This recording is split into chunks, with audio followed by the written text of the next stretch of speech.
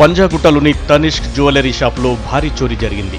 ఉదయం షాప్ తెరిచిన సిబ్బంది దొంగతనం జరిగిన విషయాన్ని ఆలస్యంగా గుర్తించారు. దుకాణంలో ఉంచిన దాదాపు 30 కిలోల బంగారు ఆభరణాలు చోరీకి గురయ్యాయని గుర్తించిన వెంటనే పోలీసులకు సమాచారం అందించారు.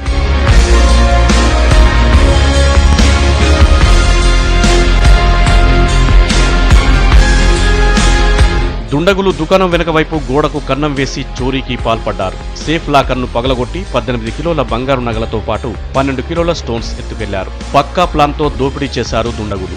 డాగ్ స్వాన్ను పక్కదారి పట్టించేందుకు 2 కిలోల కారం పొడి చల్లారు. ముఖానికి మాస్కుతో, కాళ్లకు సాక్సులతో ఎక్కడా క్లూ అనేది దొరకకుండా పకడ్బందీగా చోరీకి పాల్పడ్డారని సీసీ ఫుటేజీలో గుర్తించారు పోలీసులు. నిన్న రాత్రి అర్లీ అవర్స్ లో వాల్ హోల్ చేసి, అంటే వాల్ పగలగొట్టి ఒక హోల్ చేసేసి దీంట్ నుంచి ఒక మనిషి లోపల పోయినాడు. అది అక్కడ పోయి షోరూమ్ షోకేసెస్ ఏమున్నాయో తనిష్క్ జ్యువెలర్స్ లో only 1 person we're examining and investigating. గతంలో ఇక్కడికి దగ్గరలోని జాయ్ అలుకాస్ బంగారం దుకాణంలో దుండగులు చోరీకి పాల్పడ్డారు. ఘటనలో నిందితులను ముంబైలో అదుపులోకి తీసుకున్నారు పోలీసులు. తనిష్క్ ఘటనలోనూ అంతర్రాష్ట్ర ముఠా పాత్ర ఉందన్న కోణంలో విచారణ జరుపుతున్నారు. దీంతో అన్ని జిల్లాల పోలీసులను అలర్ట్ చేశారు.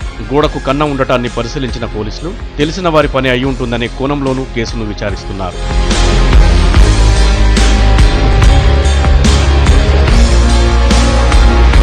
పంజాగుట్ట పోలీసులు కేసు నమోదు చేసుకుని ఆధారాల కోసం దర్యాప్తు చేపట్టారు. గతంలో జరిగిన దొంగతనాల కేసులను పరిశీలిస్తున్నారు.